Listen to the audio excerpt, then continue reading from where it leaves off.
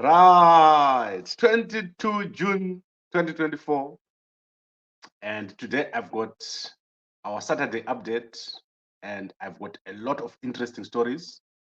I want to go into what has been happening with Wicknell Chivayo, and this is going to be one of the most important stories of this year.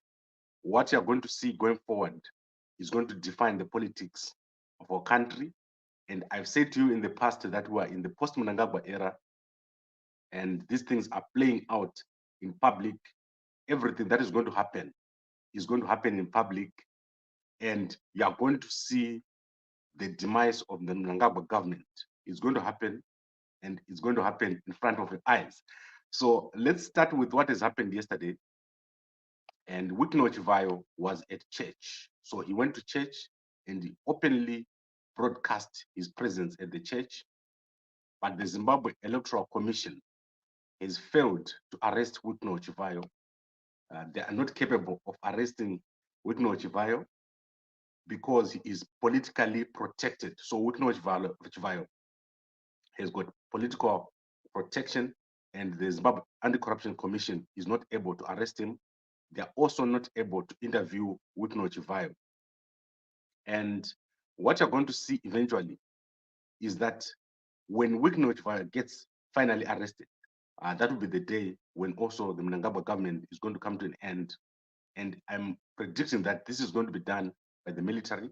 I'm expecting that eventually there will be an intervention by the Zimbabwe military in the case of Wicknell Chivayo, because what is happening is at a very high level. It's got no connection to Wicknell at all. So what is just happening with Wicknell is at the bottom, but there's a bigger issue at the top. And this is to do with Mnangagwa himself. Mnangagwa is directly connected with this case of Wicknell Chivayo, but people are still skating around Mnangagwa. They're trying to take those smaller people around Mnangagwa. However, the real case is with Mnangagwa, and you're going to see this thing happening around Mnangagwa. It's going to be very, very interesting. You will see a big fall of Mnangagwa and his government, because the actual corruption is very big. I estimate that the amounts that are involved here range between 500 million to 1 billion. That is how much money has been lost through these fake tenders. So between 500 million and 1 billion US dollars. That is the amount of money that has been stolen. And we're not talking about what has been externalized as gold. So I'm just talking here about a real cash that has been paid as tenders, these huge amounts of money that go to people like Wicknell, but the other people that are not involved here. You're going to see these numbers and names coming out as the South African government and the Financial Intelligence Center starts to investigate.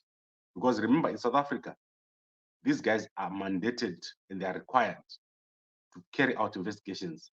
And you see a lot of these guys' assets in South Africa getting frozen, because most of the Zimbabweans, the higher classes of Zimbabwe, they keep their wealth in South Africa. Most of them keep their wealth in places like Dubai and the UK. And slowly, as the chain goes through, so you're going to see assets being frozen in those jurisdictions. Although I don't think there's anyone that has ever had something frozen in Dubai, but certainly in South Africa, you're going to see people getting their assets frozen. So let's watch and see. In terms of Wicknell Chivayo, I've got no doubt that he's got a lot of assets here in South Africa, and those are going to be frozen. Then, in terms of ZACC, the Zimbabwe Anti Corruption Commission is very incapacitated. They don't have the capacity. So they've not called in people that are actually involved in the crimes. And yesterday, the Zimbabwe Anti Corruption Commission has looked, while ZACC issued a statement and Renform issued a statement. So these statements are widely available on Twitter. So if you can see the statement here from Renform, where they're saying they do not know the two people or the three people who are involved in this tender. They also, and ZACC also says here, they did not spend all that money. But you can clearly see in the documents, we've got the documents here. These are the statements from the actual transaction that took place. You can see the payment to Renform You can see the payment to Better Brands account. So everything here is accurate, it's correct. And you can see the letter by Mike Chimombe and Moses Mpofu. Those letters are widely available and we've published them in the past. So these are not fake statements. There is letters from the people that are involved. There's voice notes from people that are involved. And so these statements are just statements, but the Zimbabwe Anti Corruption Commission is incapacitated. However, ZACC has issued a statement yesterday in which they have put out what they can do. So I want to show you this so that you can have the contact details. They now have an email address where you can report ZACC reports at zacc.co.zw. You can also now WhatsApp ZACC. So I think let's put this WhatsApp here so that the guys who cannot see it can see it. So +263 719 529 483. So that is the number that you can WhatsApp ZACC at. So that is the number there. So if you want to know where to WhatsApp ZACC, and obviously we're going to be able to use that feature. ZACC also has a website now. They didn't have a proper website. Now they have a website. So they're trying their best to get hold of, for it to be possible for you to get hold of them. But remember what I said, the problem is they do not have the capacity, they do not have the support. They are supposed to be having the police on their side, but the police are not involved in arresting because the CIO head, Isaac Moyo, has been implicated. So the first thing you have to do is then to go and arrest Isaac Moyo before you do anything, because you can't get Isaac Moyo arresting other people when he's been named in the same scandal. So it's very sad that in Zimbabwe, with the situation that is happening now, and ZACC, they have clearly called Wicknell Chivayo to come. He has not come, and they've been unable to go and pick him up. And I want to remind you of what was said by ZACC on the day when they announced they summoned Wicknell Chivayo. So far, we have 3 names that have featured. That is Mike Chimombe, Moses Mpofu, and Wicknell Chivayo. As soon as they come in, if they come in this morning, I have a team of 6 people who are waiting to interview them. So as soon as they hand themselves in, or if they delay, we'll go and pick them up. Right, so you can clearly see Kutimako Reza is saying Wicknell Chivayo, Chimombe, and Mpofu. They are the people who are supposed to come. If they don't come, we'll pick them up. Yesterday, Wicknell Chivayo was openly at church. They were not able to arrest him. So Wicknell Chivayo is above the law because of protection that is getting from Mnangagwa. And this situation, as I said, can only be resolved by the military. Those are the only guys who can resolve the issue of Wicknell Chivayo. You will see that eventually he's going to get arrested. All these guys that you're seeing here, they will eventually be brought to justice, but it's not going to be easy. It's going to be a process. Right, I want to then go through some news. I'm not going to spend a long time here today. Let's look at what has happened in terms of news. So the Zambian government has approached the AU and they've approached SADC over Mnangagwa. They've said Mnangagwa is saying the wrong things about Zambia. He is lying about Zambia having a military base over there. And they want a formal resolution of the issue between Zambia and Zimbabwe. However, ZANU-PF has responded and said Zambia is in violation of the SADC and AU protocol, and they are playing hardball. So Zambia is, we have to go harder on Mnangagwa, because Mnangagwa is claiming that they do have a base, and that is the case that they'll be taking the AU and to SADC. However, yesterday, the Russian embassy in Zimbabwe had an event called Russia Day, which was attended by Zimbabwe government officials. So this is the Russian ambassador to Zimbabwe here, Nikolai Krasilkov. He addressed here, and the Zimbabwe government officials were present when this address was made. So Zambia has got a lot of work to do in terms of going up against Mnangagwa. They must not let this situation rest, because I know for a fact that Zambians are not a threat to Mnangagwa or to Zimbabwe. Mnangagwa is just angry that the CM report said he rigged the elections. And that is why Mnangagwa doesn't want to engage with the report from CM. Then other events, Mnangagwa was present and opened some houses in Madokero. Madokero is a suburb just outside of Harare. And it was constructed by Progress Makombe, I think that is his surname.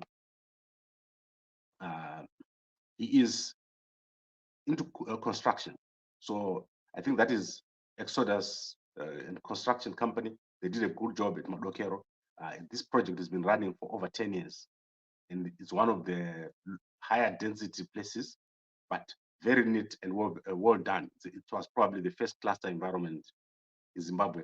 And Mnangagwa went over there and pretended that was a government project. It's not a government project, it's a private project. And Mnangagwa is opening private projects, pretending that they're public projects, but they're not. Then in terms of events that are coming, we've got Ruth Makandiwa. She's advertised an event.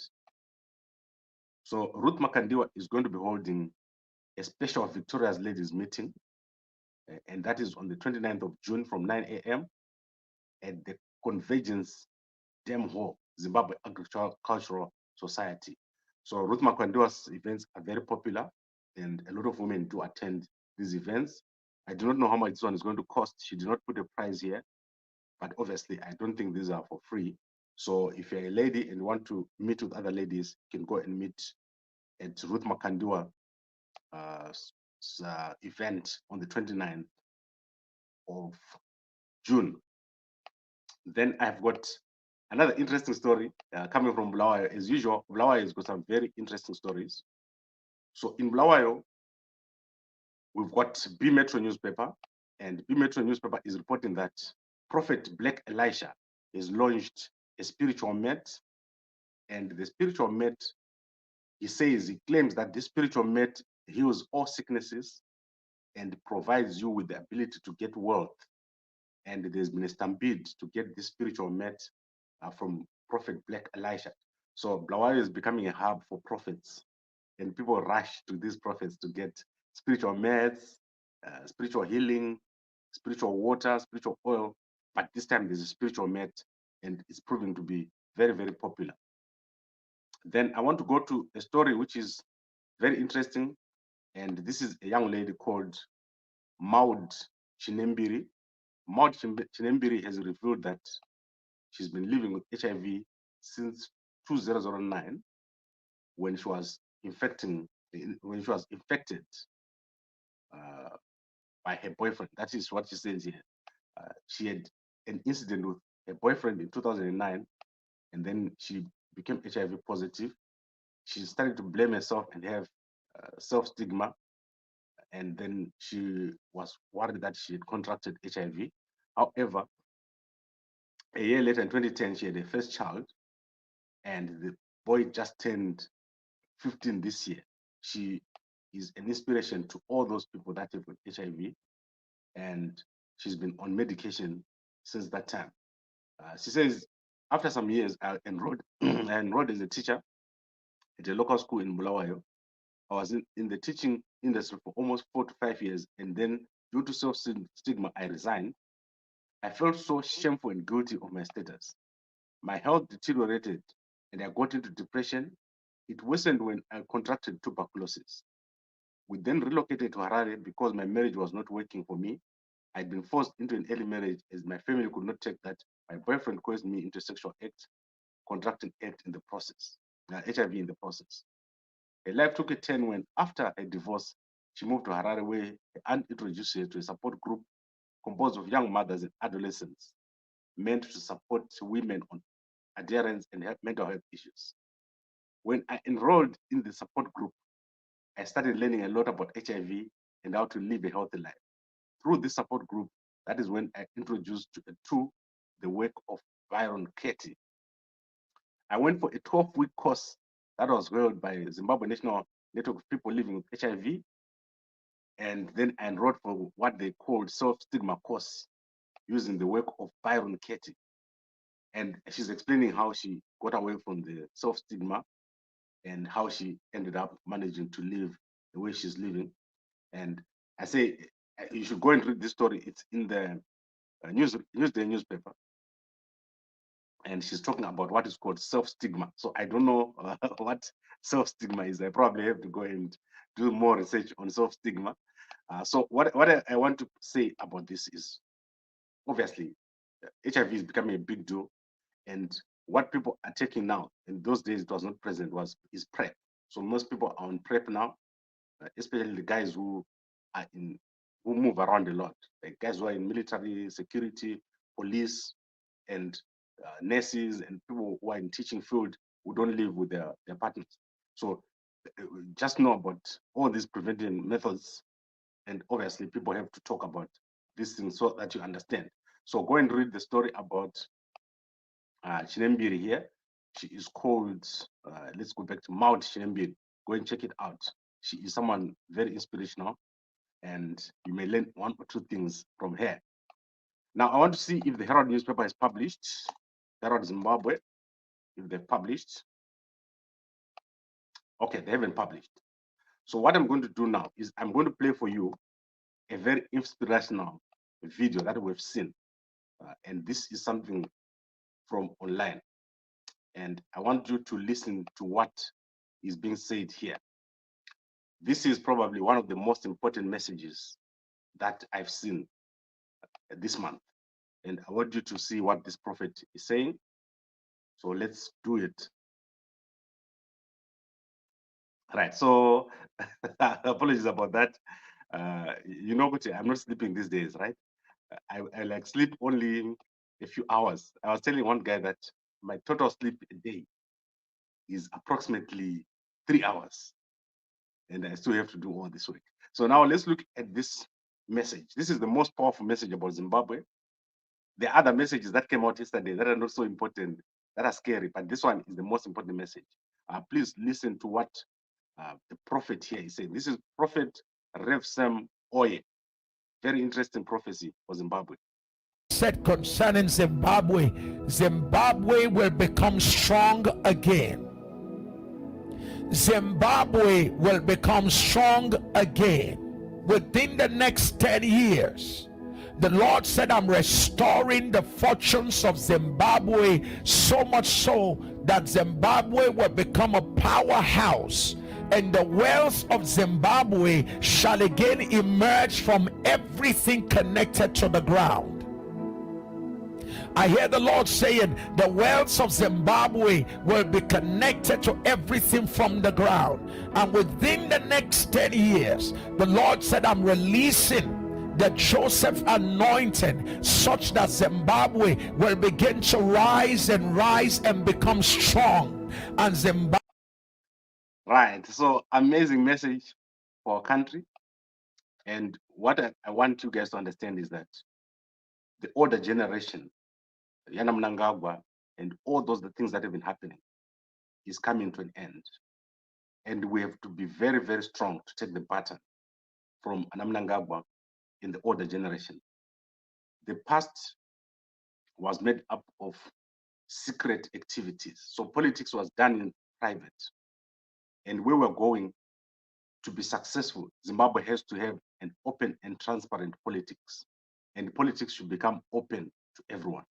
We should also have strong systems in our country. And that cannot happen if young people don't take up their responsibility. You've seen what has happened in Kenya. And what has happened in Kenya is that young people have gone on a massive protest over the past few days. This was organized online. There were no leaders of the protest. So there was no one you can pinpoint to say this person was the leader. But young people have had their voice heard. The finance bill did pass, 204 against 115. But the changes that were made to that bill were massive. The protest was against things like sanitary pads, tax on sanitary pads, higher taxes, and so forth. But this is a foundation for a greater country. Young people are the foundation of a country.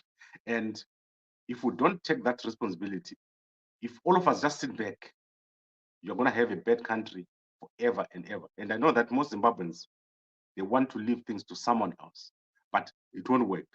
You have to be responsible. You have to be involved in your own country so that your future generations can do well. And I would like to thank the prophet here. Very inspirational message. And obviously, at Gambakwe Media, I'm going to be taking my responsibility here very, very seriously. I don't think that I've got such a big platform for no reason. And obviously, guys, you have to support us, especially for us to move around, support our efforts to travel. So I need to be able to move around and meet people and organize us as Zimbabweans all over the world. And the next trips are to Zambia, and the next trips are to the UK. So if you're a millionaire or you're a business person, do not just watch us and say, Gambakwe, they're doing this. Participate, help us to get this message to as many people as possible, and eventually help us to create a country that is responsible, that is based on national dialogue. So at the moment in Zimbabwe, we lack national dialogue. People are not talking to each other. Mnangagwa is playing hardball since the elections. Mnangagwa is refusing to talk to Nelson Chamisa. Things are deteriorating in our country. The currency has collapsed to zero. Between August, when the elections was held, and January, the currency of Zimbabwe collapsed to zero. We started a new currency, and that same currency is starting to collapse to zero. By December, that currency will be at zero. That is how bad the situation is in Zimbabwe. Yesterday, there was a meeting at the Reserve Bank of Zimbabwe where a crisis is being declared by business. Business has gone to the Reserve Bank of Zimbabwe and said there's a crisis. This banking, this currency is not working. Linda Masarira has gone to court. You have seen the court case by Linda Masarira, where she's saying, how can you say, let's pay for things in Forex? And there's no way where an individual can buy Forex in the whole country. So we have a serious, serious problem. And everything is going to unravel in front of your eyes. Everything that you're seeing now is unraveling in front of your eyes. But it's not enough for things to collapse. It will just give us some false pride. We're right. But what we want to do is actually take responsibility to make our country work again and to make sure that Mnangagwa does not persist with what he's doing right now, which is to refuse to have dialogue, to support corruption the way that Mnangagwa is doing right now. And everyone is silent. This is not okay. We cannot be silent in the face of silence, of corruption. Then Mkoma Gone says, we are trying to build back the confidence in Wake Gambakwe after Jonas days. That is history, Mkoma Wangu. In Inipanapa, I talk to a lot of people, and I want to make it clear to you guys. If a platform like Gambakwe does not exist, your freedom and your coming from the UK is going to take longer and longer. Support us to move forward. Don't support people who are not there. So support the people that are there. A media house talks to different people. Accept that. And accept that we need to change our country. And support the people that talk to everyone. So when eventually I talk to ZANU-PF guys, they call me, ZANU-PF guys call me on a daily basis, including ZANU-PF leaders.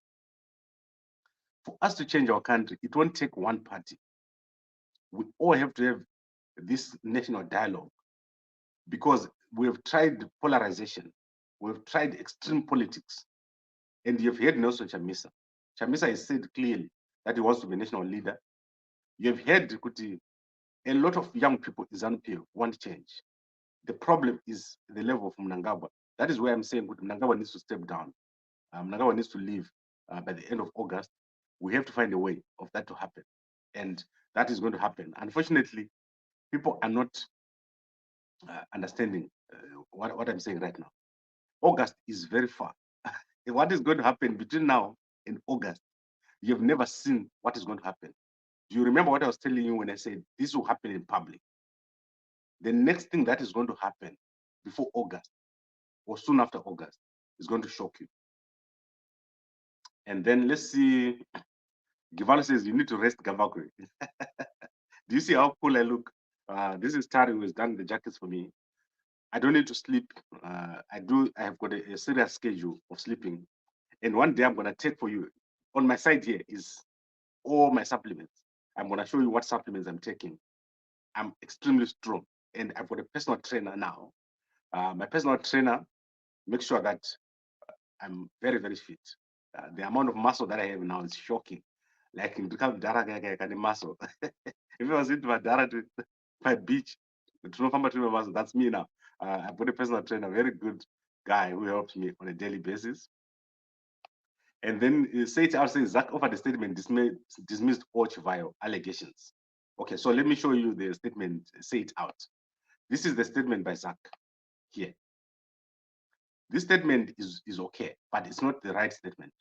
The person who's being accused is not ZACC. The person that is accused is Priscilla Chugumba.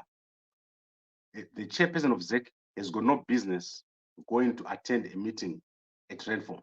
So what ZACC should do is ask Chugumba to come and answer this simple question. Did you attend a meeting in South Africa at Renform? When you attended the meeting, what was it for? Who else did you take to that meeting? Where are the minutes of that meeting? And Chugumba must be arrested and she must go to jail. So Priscilla Chugumba, eventually, when the army does act, she's going to go to court. She's going to be arrested and she's going to run. People like Chugumba are going to run because what they did is illegal. It's also compromised the elections. So the elections of Zimbabwe compromised by Chugumba because she failed to be independent. She moved around with the well-known ZANU-PF officials while doing this. So whatever she did, including a candidate, Scott Sakupanya. Scott Sakupanya then went on to lose the elections. After losing, there was a recall in his constituency, during which Pastor Tafumane Masai was killed. Guys, how many times have I talked about this? And then the police are refusing to arrest Scott Sakupanya and his employees because the head of the CIO, Isaac Moyo, was named as one of the people that received money. How corrupt can a government be? And what do you think is going to happen next? What is going to happen next is clear. It's clear that no one is going to be arrested unless there's an intervention of the army. That is what is left. And then let's look at other comments here.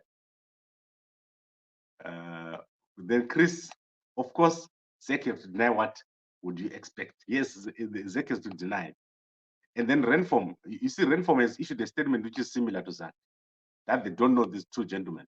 It's a lie. It's a lie because we've got the statement from ZACC. Firstly, we do have a statement from ZACC that they're looking for those three. And then thirdly, we've got the actual banking transactions. So the actual bank has issued a statement, and on top of lying, right? They are corrupt. So they're corrupt liars. Ana Renform, Ana Chugumba, Wicknell. I want to show you something about Wicknell, guys. That has happened. Wicknell has finally blocked me on Twitter. So there are three people that have blocked me, but the one person that really hurts me, like the person I want not to block me, is Mahere. Mahere, I wanted not to block me. But the other guys, I don't care. So look at Wicknell, right? Wicknell has blocked Gambakwe from following him.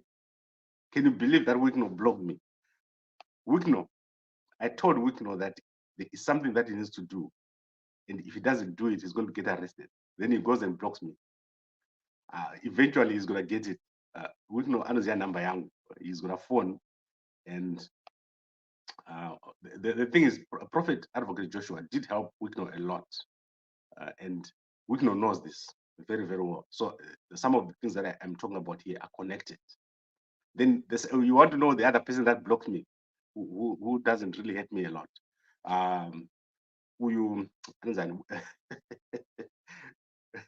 Chingono, right? Chingono, when Chingono was supporting ZANU-PF, I was very vocal in supporting Chamisa, right? So we had a clash with Wopo Chingono saying, let's give ED a chance. And then Wopo blocked me that time. So I didn't even know who Wopo was at that time when he blocked me, but now I know who Wopo is, obviously. But Wopo doesn't hate me because I have got places where I can follow Wopo, where he posts his stuff. So Wopo is on Instagram, Wopo is on Facebook. He probably forgot that he blocked me. And I could easily phone Wopo now and say, Wopo, unblock me. But Mahere, do you know how many efforts I've made to get Mahere to unblock me? Like, I've literally sent leaders from the CCC, right? Guys, can you believe it? She hates me, Mahere. Like, it's personal. The way Mahere doesn't like me. I sent like leaders from the CCC to say, guys, please ask Mahere to unblock me. And I sent friends, I sent Kuda, Kuda to say, guys, please ask Mahere to block me. And she still blocked me. It's like, eventually we're gonna work it out. Me and Mahere, we're gonna be like close friends once again. I'm a very nice guy. There is no way you won't like me if you spend time with me. I sit with ZANU-PF guys in their room and they like me. If a ZANU-PF guy can like me, there is no way that Mahere will not like me because I'm such a nice guy. But Wicknell, unfortunately for Wicknell, he does not listen. Eventually he's gonna listen. And when he talks to me, then you will understand what I mean when I say, what do you need to do if you're a millionaire in an African country? What do you need to do to move away from being a scammy Zimbabwean millionaire to become a proper business person? Mike Chimombe did write me some time ago on Instagram. I did not respond to him because I thought it was a scam, but apparently it was actually true. Philip Chiangwa did write me. I talked to Philip Chiangwa, but it ended there because Philip ana cash, like Philip Chiangwa, like he doesn't have cash, he just pretends done cash. Then who else did I talk to? Passion Java. Passion Java is very strange because Passion Java, you talk to him, you actually phone you like, and then when you want to have a serious conversation, Passion Java will just disappear. It's as if I don't know, maybe I'm should I talk to Gambakwe or not? Because when Passion Java talks to me, it's always an abrupt or strange from the blue conversation. You just see him appearing out of nowhere. That is Passion Java. Then in terms of Scott Sakupanya, obviously, I talked to him last month when I asked him about Pastor Tafane Masaya. And Scott Sakupanya is very strange because I believe his employees killed Pastor Tafane Masaya without him asking them to. So I asked Scott, why are you protecting people that do not take instruction from you? They just went there and they took someone and abducted him, and when they killed him, you did not say go and kill this person because he didn't know that Pastor Masaya was there, which means these guys did this thing on the impromptu, without asking, without being given instruction. Why do you protect such people? Similarly, Scott Sakupanya, there was a time when young Ngadzore was abducted. Young Ngadzore ran into the security company of Scott Sakupanya. And I said to you guys, did you see Kuti young Ngadzore is ran into the company of Scott Sakupanya? The detectives were chasing young Ngadzore, were armed, and they ran into there. His detectives did not stop it. They just let them, the young boy get abducted, which was silly. He did not participate in that abduction. So Scott is messing himself up for no reason. He could easily make sure that those things don't happen at the same time. Then you remember there was that time when there was a shootout at the house of the lawyer. I think the detective who killed 5 people at his house. That detective used the gun from the security company of Scott Sakupanya. These are things that are so odd and strange. And but otherwise, all these guys who are millionaires in Zimbabwe, like you look at these guys here, the situation at ZACC, the situation with the courts, it all starts with conflicts of interest. So the conflict of interest, and I see it in Zimbabwe Electoral Commission, right? There is serious elections commission. Sorry, I'm trying to type and think at the same time. Commission, right?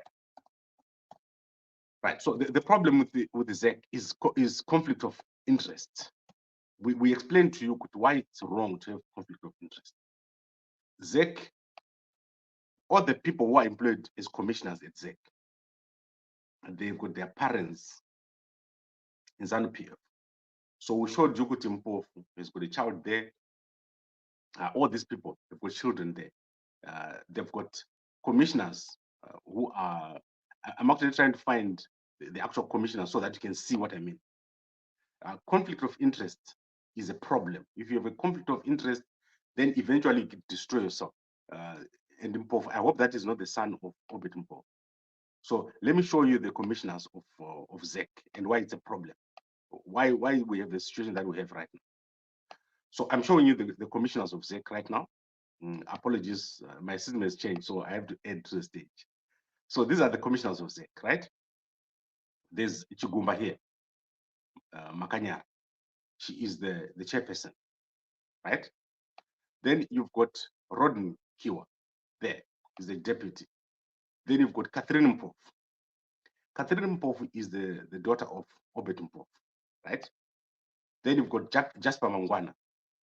Jasper Mangwana is a young brother or whatever of Nick Mangwana, who is in the Zimbabwe government. Then you've got Abigail Mohadi, right? Abigail Mohadi is the daughter of Kembo Mohadi. Then you've got Shepard Manivi. Shepard Manivi is in IT, if I'm not mistaken, and he's probably related to someone else over there. Then you've got Mbetu Njenga. So out of the people that I've shown you here, Shava Araba, Kudzai Shava. Shava, you know Shava is in the government. And then you've got Marutare. I don't know who is Marutare. Then you've got Slaigwana. Slaigwana, who's been there forever, ever since we've got all these problems. So you immediately can see the problem here. Mohadi, Mangwana, Mpofu. And obviously you've got Anakiwa and Chugumba, who was caught with their hands in the bag. Chugumba was caught with their hands in the bag at Renform. She attended that meeting at Renform in South Africa. So it's clear, conflict of interest is the problem. You don't have systems, clear system. You remember that there was a theft of a laptop at ZACC. Do you remember when I told you guys that that person who stole the laptop wanted to get something? Go back and look at my video on the theft of a laptop at ZACC. So the way that this data came out was from that theft of the laptop. This is connected. And unfortunately, some of these things have the way of coming out. And we're going to get more. And Mnangagwa is going to eventually come out. You're going to see a document with Mnangagwa, where a name Mnangagwa appears. That could be Kuda, Sean, Collins, or even the mother, Auxilia. It's clear that Auxilia Mnangagwa is involved in a lot of corrupt things. And then, obviously, Mnangagwa himself, you're going to see documents, because these thefts of documents and the hacking of WhatsApp is what is causing this information to come out. And you're going to see all these things that I'm talking about. And these people are not qualified, by the way. So the people that are here are not qualified as commissioners and people who are supplying goods. So if someone is supplying goods to ZACC, like Wicknell, like Chimombe or Scott, they are not qualified, and they are not even supposed to be supplying those materials, because there are laws that specifically say, if you're supplying electoral materials, this is how you're supposed to be. And those things are not in place. So I tended to go on and on, but I hope that this was useful. Or could you understood what is the basis? Our country is going to do well, but we have a lot to do. So we have a lot of work to do. We've got such a great opportunity to build a great country, and the media is going to play a great part. So I want you guys not to leave us without support. That's the point I'm trying to make here. Make sure the media has got support. Make sure that we've got other media that comes up, and make sure that when things happen and things are exposed, and when there's a protest, you participate. Even if you're overseas, you can participate, you can donate, you can make sure that people are fine. And when we say we want to come over to the UK, want to come over to Zambia or to Botswana, support. When I come over there, support, meet with me, and let's have a chat and let's create a proper country. Let's build a country that we can all be proud of. And then I'm going to end with this one. ZACC, SADC, Chamisa, and corruption charges. ZACC, ZANU are afraid of fully fledged reform. So give it to them. Be there whenever, whatever it may. Yes, I was laughing at those guys from Kenya. Amazing bravery from the young guys. Please go and check out the Kenya protest. So I would like to thank you for paying attention to this, and I will hope that we'll be able to have another discussion in the evening. I'm getting ready to travel to Botswana, and where I'll be meeting guys at SADC. I hope that they'll welcome me. If they don't welcome me, it's too fine. I've tried. I would have tried. So I'm not going to not try. So we'll definitely try to make sure that we get there and give you as much information as possible. So thank you very much for watching, and thank you for your support. I know some of you literally go to bed listening to me and wake up listening to me, but let's do it for this time until the SADC summit. We're going to be doing this every day, 2 times, and then we'll go back to our original schedule after SADC summit. So thank you very much for watching, and a good day.